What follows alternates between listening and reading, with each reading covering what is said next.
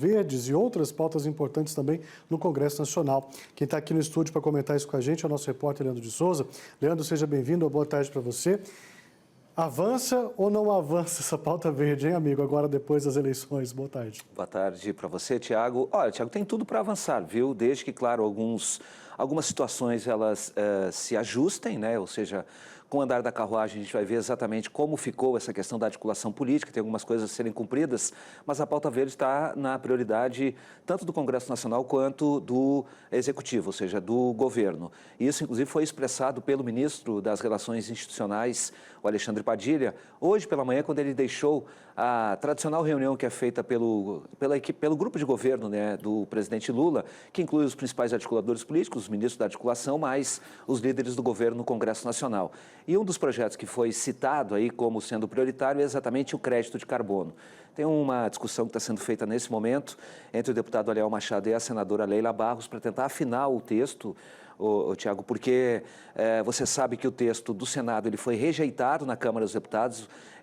Parte desse texto ele foi aproveitado num outro projeto que passou a ser originário da Câmara dos Deputados. Isso criou um problema regimental, né, uma crise, inclusive, entre os poderes. Por quê? Porque o projeto originário passou a ser, então, o projeto da Câmara, que vai ter o direito de dar a última palavra e a Câmara não abre mão desse processo. Nessa negociação, além do regimento, é preciso discutir o mérito, ou seja, questões pontuais que precisam avançar. Vou trazer um ponto aqui, por exemplo, que é a possibilidade de projetos serem utilizados em áreas indígenas. Outro ponto é o governo poder utilizar pequenas áreas para fazer projetos públicos com áreas privadas, desde que, claro, naturalmente, o proprietário não manifeste o desejo de desenvolver ali naquela área um projeto privado. Então, há algumas questões que precisam ser afinadas, ou seja, aquele ajuste fino para o texto ele ser negociado, ele precisa estar fechado, Tiago, nessa negociação, tanto na Câmara quanto no Senado. A senadora Leila Barros, no final da semana passada, enviou o texto para o senador Aliel, que está analisando e ainda não deu o retorno em relação a esse tema. Hoje, como eu falei anteriormente, o ministro Alexandre Padilha manifestou a prioridade que o governo dá para essa matéria. A gente separou um trechinho do que ele disse, vamos assistir? Vamos lá. O governo também é prioridade a aprovação do marco regulatório do mercado de carbono, que cria um mercado regulado de crédito de carbono no nosso país. Vocês sabem, tem um texto já aprovado no Senado, foi alterado na Câmara. Fizemos uma reunião na semana passada que junta a relatora no Senado, a senadora Leila, que junta um dos autores no Senado, que dialogou bastante, que é o senador Efraim. Fizemos uma conversa também envolvendo o relator da Câmara, o deputado Aliel, então buscar construir um texto comum para que a gente possa concluir a votação ainda esse ano, criando definitivamente por lei, dando segurança jurídica, o marco regulatório para o crédito de carbono no nosso país. A gente está falando de um mercado, Tiago, que deve movimentar em pouquíssimo tempo 100 bilhões de dólares. É muito dinheiro para ser deixado de lado. Além do projeto do crédito de carbono, no Senado ainda tramita o Programa de Aceleração da Transição Energética, projeto de lei número 327 de 2021, e o projeto de geração de energia eólica offshore, ou seja, geração de energia a partir do vento dentro do mar, que é o projeto de número 576, também de 2021. Então, esse pacote da pauta verde é tratado como prioridade, tanto no Congresso, porque os parlamentares entendem que, de fato, ele é importante até para sinalizar o compromisso que o Brasil tem com a transição energética e também importante aqui para o processo econômico. Só como último destaque, só para destacar rapidinho aqui, a sessão deliberativa de amanhã da Câmara tem 3 matérias importantes. Além da reforma tributária, um dos projetos de regulamentação do Comitê Gestor, também tem o que institui o Programa de Desenvolvimento da Indústria de Fertilizantes. É um requerimento que vai ser colocado em votação, é o número 2, o requerimento, e se ele for aprovado, passa então a compor a pauta da Câmara dos Deputados, podendo inclusive ser votado essa semana. E também o projeto esse, sim, que tem um impacto direto no setor agropecuário, que é o 3.149 de 2020, que é da Política Nacional de Biocombustíveis, o RenovaBio, que vai fazer com que os produtores rurais, os produtores de cana-de-açúcar, possam participar dos resultados do RenovaBio. Até então, eles não participavam desse processo, tem algo em torno aí de 1 bilhão e 700 milhões de reais para serem distribuídos para os produtores. Projeto importante, vai ter um impacto direto aí no segmento. Assunto muito importante também que vai estar pautando o Congresso, acredito que nessas próximas semanas e nos próximos meses, é a regulamentação da reforma tributária. E para a gente conversar um pouco mais sobre isso, nós vamos receber agora aqui também, junto com a gente para conversar, o senador Isalci Lucas, que está aqui com a gente do PL do Distrito Federal. Senador, seja bem-vindo. Boa tarde, satisfação imensa recebê-lo aqui também no canal AgroMais, AgroMais 17 horas. Já faço a pergunta que eu fiz para o Leandro no início da participação dele. Ô, senador, será que avança dessa vez a tão esperada reforma tributária? Olha, temos muitos ajustes para serem feitos, né? A gente está elaborando aí o relatório para ler amanhã. Nós temos muitas sugestões de mudança. Como não houve muito debate na Câmara com relação à regulamentação, eu acho que ficou muita coisa fora. E como a gente pôde fazer 21 audiências públicas, evidentemente que cada segmento teve oportunidade de se manifestar com relação ao texto. Então, o pessoal ficou um pouco preocupado, porque da forma como foi vendido, não é, que não haveria aumento de imposto, seria neutralidade, que haveria simplificação. E a gente não vê isso no texto, né? E por isso que nas audiências eu fiz, inclusive, questão de chamar os contadores, que é quem está lá na ponta, né, operando isso, e a gente vê uma série de dificuldades que tem que ser corrigido no texto. Então, amanhã a gente vai ler o relatório e apresentar nossas sugestões de emendas, né? Mas a previsão, o governo está pressionando, e o Rodrigo Pacheco também quer votar isso o mais rápido possível. Tanto é que eles não querem que essa matéria tramite na CAI. Eu estou até fazendo uma questão de ordem amanhã para exigir que essa matéria seja discutida na CAI em caráter de mérito, porque a comissão que discute assunto econômico, tributário, é a CAI, não é a CCJ. A CCJ foi a emenda constitucional. Como ela estava em regime de urgência, ela foi para o CCJ, mas foi retirado o regime de urgência. Portanto, acho que mereceria um debate e uma votação na Comissão de Assuntos Econômicos. Senador, boa tarde. Aqui quem fala é Leandro de Souza. O senhor colocou uma questão aí que está em debate, que vai caber ao presidente do Senado, Rodrigo Pacheco, decidir se a matéria vai passar de fato pela Comissão de Assuntos Econômicos ou não. Nessa hipótese de passar pela Comissão de Assuntos Econômicos, a sensação que dá é que não haveria tempo suficiente para aprovar essa matéria, o projeto 68, né, que é esse que está em discussão no Congresso Nacional, no Senado Federal, ainda em 2024. O senhor concorda com isso? O senhor entende que, de fato, pode-se avançar nessa matéria, mesmo ela passando pela Comissão de Assuntos Econômicos, ainda que o relator, o senador Eduardo Braga, tenha sinalizado que recebeu do presidente Pacheco a informação que talvez essa matéria, de fato, tenha tramitação final, do ponto de vista das comissões, naturalmente, na Comissão de Constituição e Justiça? É evidente que a opção aí se vai, de fato, seguir o regimento ou não, que é uma questão regimental. O artigo 99 do regimento é muito claro, do regimento interno, né? Essa matéria é para ser discutido o mérito na CAI. Então, a não ser que ele não vai cumprir o regimento. Por isso que eu vou fazer uma questão de ordem. O espírito não é realmente postergar ou dificultar, não. Nós já fizemos, inclusive, as audiências.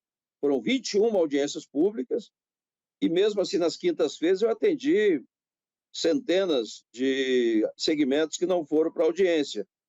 Mas o importante é que existe, de fato, mudanças que precisam ser feitas. Lamentavelmente, algumas precisam de emenda constitucional. Nós temos aí, por exemplo, a questão dos cartórios, que não foi contemplado. Nós temos uma questão séria da prestação de serviço, que o projeto, a emenda constitucional, determina o encaminhamento da lei de desoneração, que não foi enviada até hoje. Vai fazer um ano e ela não foi encaminhada ainda. Você tem questão de cooperativa, que se for aplicado agora, vai depender muito da legislação do imposto de renda, que nós não sabemos ainda qual é a proposta. Então, tem muitas distorções, há um comprometimento do Simples, tem uma série de questões das pessoas com deficiência, questão de exportação, tem uma série de coisas que precisam ser revistas.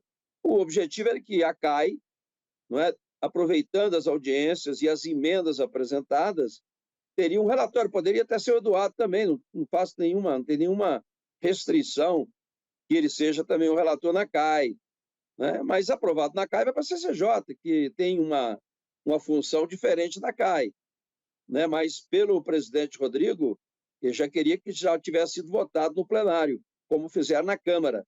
E nós vamos mostrar amanhã a importância das audiências, porque acho que o pessoal não leu essa matéria, só leu depois que foi aprovado na Câmara. Então, tem uma série de correções para serem feitas.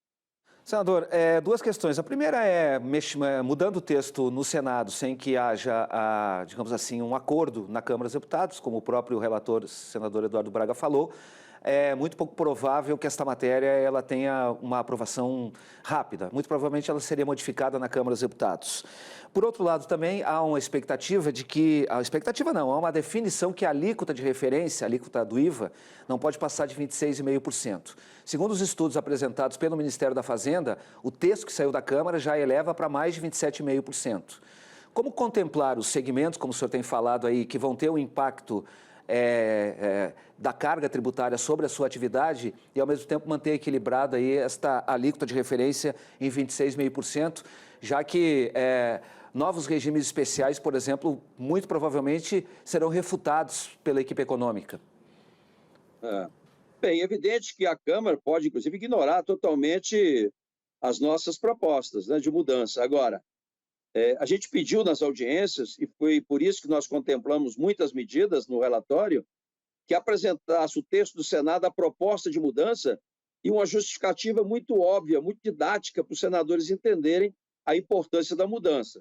Então, todas as emendas apresentadas foram analisadas com os técnicos, com os consultores, com o segmento. São argumentos muito fortes para deixarem de ser considerados. Aquelas que são mais políticas, nós não estamos nem considerando. Está lá no final, lá para os deputados, senadores avaliarem se vão insistir ou não. Mas, mesmo assim, são muitas mudanças. Bem, vou te dar um exemplo. Primeiro, esses 26,5 é um índice que, sinceramente, eu ainda não entendi de onde veio. Foi um chute muito grande. Né? O governo tem alguns dizendo que foi parâmetros pego da FMI, do Tribunal de Contas, não sei de quem, mas ele só coloca aquilo que vai aumentar a alíquota.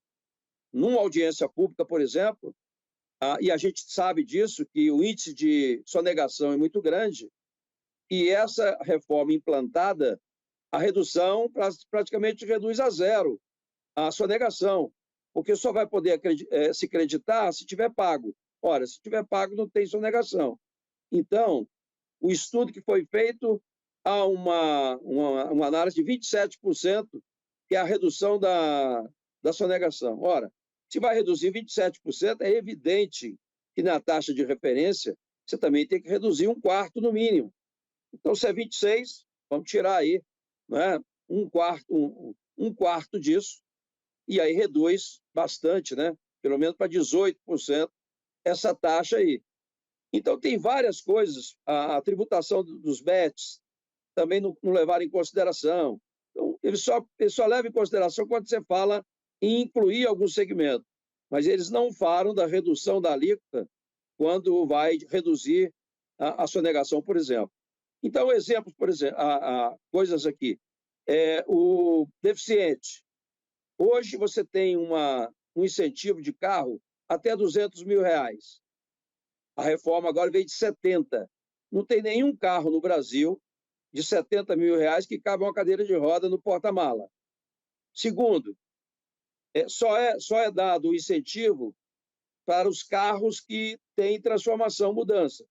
Então, se uma pessoa tem a perna esquerda amputada, ela não vai ter incentivo, porque ela vai dirigir com a perna direita.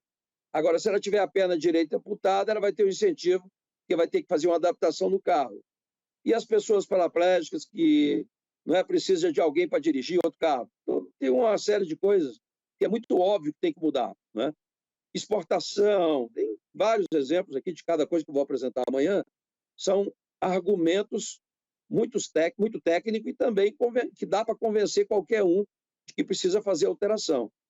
É isso que nós estamos trabalhando. Eu acho que não tem nenhuma emenda que nós estamos sugerindo que não tem um argumento muito forte para alterar.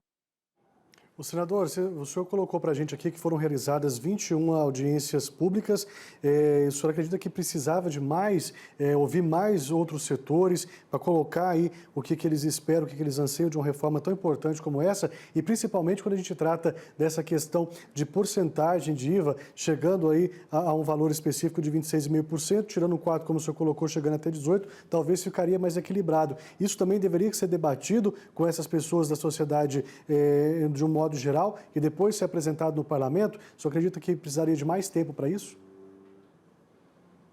Não, é evidente que o Eduardo já apresentou um plano de trabalho com mais 11 audiências, inclusive 2 no plenário, com os governadores e com os prefeitos, né? Então, porque nós temos a 68, que nós estamos tratando dela agora, e tem a 108, que também é muito complexa e muito questionável, né, que vai ser debatido também, mas ainda tem aí destaque para ser votada, que é a questão do comitê gestor. Mas, na prática, eu pude receber, além das audiências, nas quintas-feiras, eu atendi também, toda quinta-feira, muitos segmentos. Mas a gente só sugeriu aquelas que têm um argumento muito, muito óbvio e que qualquer senador lendo a justificativa vai entender a importância de mudar. Mas eu acho que dá para votar no tempo, não tem dificuldade nenhuma. Agora, haverá, sim, aumento da carga tributária para o consumidor. Nós temos alguns segmentos que vão ser comprometidos se não houver mudanças, como, por exemplo, a desoneração, como também uma emenda constitucional para aquelas pessoas, para aqueles segmentos que foram esquecidos. Por exemplo, hoje nós temos uma cesta básica da construção civil. São 18 itens. Areia, tijolo, cimento, argamassa, são esses produtos da cesta básica da construção civil. Não tem mais. A emenda constitucional proíbe qualquer incentivo, não é? E aí, conclusão, ficaram fora. Vai ter um aumento de 26% nesses produtos. Então, o consumidor vai estar disposto a pagar isso? Não é? Como é que vai ser o reflexo disso na construção, na reforma das casas e etc. Porque essas empresas de material de construção, elas vendem direto para o consumidor, não aproveita crédito nenhum. Então, há um impacto grande nisso. As prestadoras de serviços terceirizadas, se prestar serviço para os condomínios, e hoje tem muito condomínio que é consumidor final, vai aumentar 26%, ou no mínimo 16%, né, em função do que pagam hoje. Será que os condomínios estão dispostos a pagar mais esse aumento? Ou eles vão começar a contratar direto pelo condomínio? Então, tem lá, por exemplo, dispositivos médicos. O incentivo na tabela de 60%, dispositivo médico é para compra de equipamento. E aluguel de equipamento não entra, que é o mais adequado, inclusive, que tem garantia, que tem não manutenção, e normalmente é a forma mais adequada de contratação. Então, são coisas que a gente tem que discutir e, em princípio, votar a emenda, né? Eu disse até na sessão passada, a questão da CCJ, que os membros da CCJ apresentam as emendas, os demais, só depois que lê o relatório e acabar a discussão. E aí você sabe a diferença entre mudar isso na comissão e mudar no plenário, são coisas totalmente diferentes. Senador, o senhor fez uma referência que questões políticas foram deixadas, inclusive, no final do relatório. A gente sabe que uma decisão, um projeto de lei, ele tem decisões técnicas e decisões políticas. Incluir a carne na cesta básica foi uma decisão política. E a gente sabe que no Congresso Nacional vai ser muito mais fácil, neste estágio do projeto. Acho que a gente perdeu o contato com o senador. Isso, vamos tentar restabelecer o contato aqui com o senador enquanto a gente vai atualizando, né, o pessoal que está nos acompanhando sobre isso. Reforma tributária em debate no Congresso Nacional, amanhã já tem sessão importante. O senador já adiantou para a gente aqui, Leandro, que pode ter algum tipo de pedido, algum tipo de questão de ordem amanhã relacionado a esse projeto para tentar que ele seja discutido em uma outra comissão e não na CCJ, que poderia, em tese, talvez até mesmo segurar um pouquinho aí essa votação que é prevista até o final do ano, né? Exatamente. Só para a gente posicionar, Tiago, o projeto que o senador está falando é o de número 68 de 2024, que trata aí de mais ou menos 95% da regulamentação do IVA, o Imposto de Valor Agregado, que ele é dual, né? Ou seja, ele é um imposto que juntou o estadual e o municipal num único imposto, o IBS, Imposto sobre Bens e Serviços, e a contribuição sobre bens e serviços juntou outros 3 impostos federais. Então, é essa matéria que está em discussão no Senado.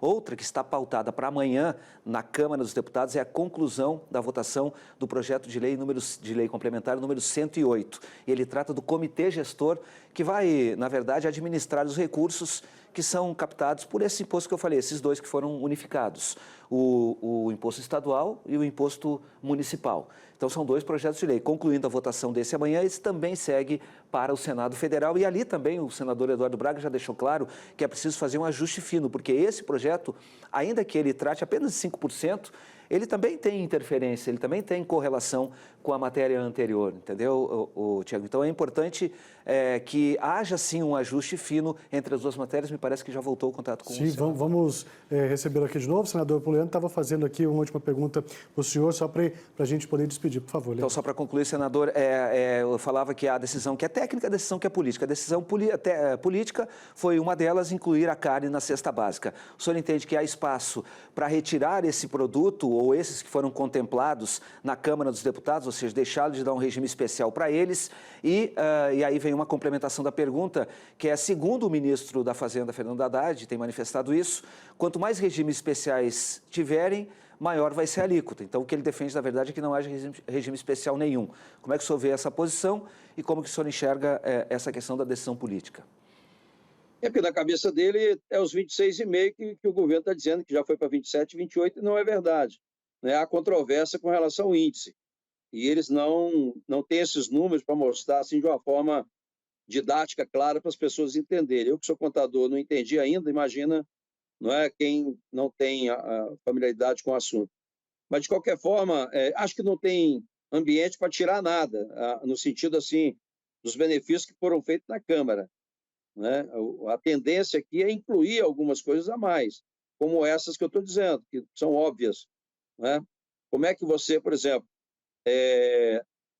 o sistema de exportação, a exportação é isento, né? Você não pode tributar. Esqueceram de colocar a isenção, não é, na logística, por exemplo. Eles estão considerando a exportação o produto já lá né, já dentro do navio. Mas e todo o trâmite anterior, como é que faz? Se o mundo todo não cobra, eu vou exportar esses impostos, que não é para fazer isso? Então, é a questão técnica. Né? Como é que fica essa questão, por exemplo, né, com relação ao minério? Nós vamos tributar o minério de ferro, onde o Brasil está perdendo competitividade com a Austrália, por exemplo, que leva 9 dias para a China, nós levamos 45 dias. Nós vamos tributar esse pessoal, minério de ferro? Né? Então, são coisas assim que a gente não pode avaliar só, né? Tem que ver também em termos de economia como um todo. Né?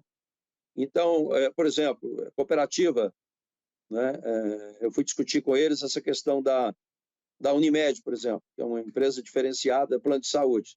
Você tem plano de saúde que você paga todo mês, mas você paga COFINS, PIS, paga também ISS, mas são pessoas jurídicas, são as clínicas que faturam, os médicos faturam como pessoa jurídica. Aí eles querem, não, agora a Unimed, que é pessoa física, eles querem também que ela pague o CBS e IBS. Né? Só que elas já pagam, quando paga para o médico, paga para a pessoa física. Ela é tributada como na tabela de imposto de renda. E aí querem, mas isso aí é uma questão do imposto de renda. Sim, mas nós vamos aprovar isso e esperar o encaminhamento do imposto de renda para discutir isso? Não, por isso que o governo tinha que fazer, encaminhar para o Congresso, para você, porque reforma tributária não é isso. Isso aqui nós estamos falando aqui é imposto do consumo, o IVA. Aí você ainda tem patrimônio, você tem imposto de renda, não é, que vai ser discutido. Tem a desoneração, que é impossível não mexer na desoneração da folha, né, que é a tributação mais ignorante que existe, é você querer tributar em cima de folha. Temos que enfrentar isso. Temos que buscar a alternativa da Previdência, mas não dá para admitir mais tributação em cima de folha, onde você inibe realmente contratações, né, ainda mais agora. Né, a maioria das pessoas não são mais empregados. Antigamente você tinha 10 trabalhando para um aposentado, daqui a pouco nós vamos ter um trabalhando para 10 aposentados. Então tem que mudar o sistema. Então, é coisas que tem que ser enfrentada como um todo, né? E eu estou dizendo isso, antes da reforma tributária, nós tínhamos que ter discutido primeiro, não é, qual o tamanho do Estado que nós queremos, a reforma administrativa. Feito isso, né, Porque hoje você paga uma carga tributária imensa, eles já querem colocar uma alíquota a maior do mundo, onde você não tem educação, você não tem segurança, você não tem saúde, porque você paga tudo isso e ainda tem que contratar um plano de saúde, você ainda tem que contratar uma escola particular, você ainda tem que arrumar a segurança privada.